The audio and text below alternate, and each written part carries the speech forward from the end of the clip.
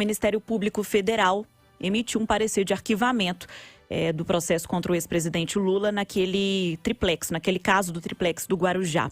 Malco, que tipo de mensagem esse arquivamento traz? E eu já também emendo outra pergunta, porque essa decisão, ela traz munição para os dois discursos extremos, né? Para Moro, que reativa aquele discurso de combate à corrupção, e para Lula, que também traz mais um elemento para aquele discurso também de perseguição contra ele, né? Verdade, Bárbara, você foi no ponto. Na prática, a decisão não tem efeito nenhum, né? O processo já estava parado, estagnado, sem condições de avançar, depois de tudo que foi revelado sobre os bastidores do processo de investigação que levou à condenação do ex-presidente Lula. O efeito que traz, então, é uma narrativa para o presidente de argumentar cada vez mais que ele foi vítima de uma perseguição e vai defender a sua inocência. E o efeito também é dos seus acusadores, de colocar a justiça como tendo protegido o presidente Lula e de falar da necessidade de mudança de um sistema de justiça.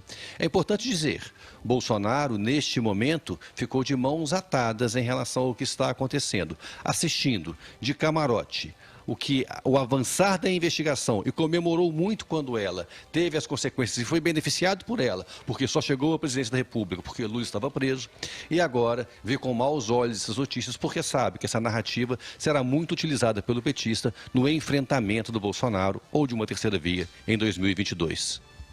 E além de toda essa questão do triplex, tem também a viagem do ex-presidente à Europa, que custou R$312 mil aos cofres públicos. Essas despesas se referem ao pagamento da equipe de apoio e assessoria do ex-presidente. E aí, ô Júnior? Pois é, Bárbara, sobre o triplex, para mim não é novidade nenhuma. Surpresa foi a prisão do ex-presidente naquela época. Agora, prescrever, eu já imaginava. Isso aqui no Brasil acontece muito, né? Ontem também teve uma decisão envolvendo o Eduardo Cunha, né? É sempre assim aqui, os poderosos acabam passando ilesos. Sobre essa viagem, um completo absurdo, né? Nós, contribuintes, no momento que a gente está vivendo, desse processo todo de deteriorização da economia, as pessoas passando fome, a gente tem que tirar do nosso bolso, que é nós que pagamos, tá? O dinheiro que está lá no governo sai do nosso bolso. Para um ex-presidente fazer um tour pela Europa, basicamente fazendo campanha, né, fora do Brasil e também para os convertidos. Ou seja, aí um ouvinte mais atento fala assim, pô, Júnior, mas está na lei. Tudo bem, está na lei, mas vamos mudar essa lei? Não dá, gente. O Brasil não tem capacidade de ficar sustentando esse presidente do jeito que sustenta. Se não me falha a memória, essa lei é da época do Fernando Henrique Cardoso.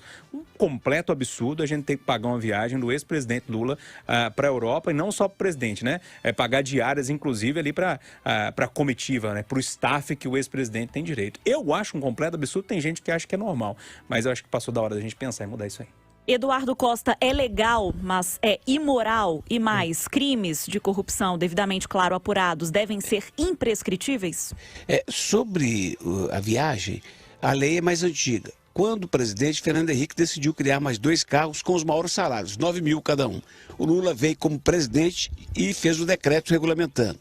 Culpa dos dois no cartório, mas de todos os ex-presidentes que são senhores ricos e que têm cada um direito a 2 motoristas, 2 seguranças, 4 assessores. Ou seja, R$42 mil só de salário, fora o gasto com carro e com outras coisas.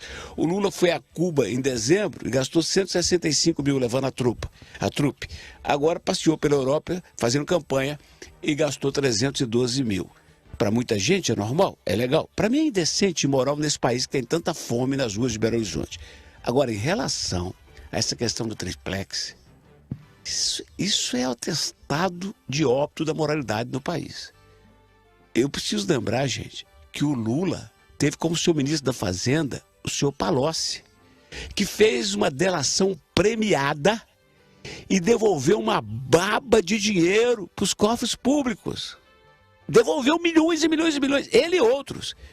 E agora diz que está tudo certo. E que está dando atestado para ele, para ano que vem falar que é honesto. Quer dizer, pode dar para outras pessoas, para mim não. Edilene, como é que foi a repercussão disso tudo aí em Brasília? O movimento, ele é claro, né, Bárbara? Antes, quando o ex-presidente Lula não era mais aceito pelas elites partidárias e elites políticas, ele sofreu todos os processos e foi condenado. Agora, que ele é necessário para ser o oposto ao presidente Jair Bolsonaro, para ser um bom adversário e polarizar a política, agora os processos todos caem. Alguns por regra e outros por um grande movimento que ocorre conforme a gente acompanha mesmo, né? Quando precisa, tira, quando não precisa, quando precisa, põe, quando não precisa, tira. Isso eu acho que a sociedade tem que estar mais atenta a esses grandes movimentos. Então, eu acho que a repercussão aqui é que todos os políticos já esperavam que o desfecho fosse esse, né? Tanto a oposição quanto a base do ex-presidente Lula, que agora, no caso, ele é a oposição, eles já sabiam que isso ia acontecer, porque esse é um movimento cíclico da política. Em relação a esses gastos, a gente banca não é só segurança de ex-presidente, ex-governador, todos eles têm direito. Não é só isso, não. Esse pessoal o tempo inteiro em vários eventos, com muita comida, muita bebida, é tudo bancado pelo povo. Enquanto tem gente passando fome, tem um ali tomando um cafezinho, comendo um salgadinho de luxo, tudo com o dinheiro da população. Acho que esses gastos todos precisam ser reduzidos, porque realmente é bizarro, que é a palavra certa, Bárbara.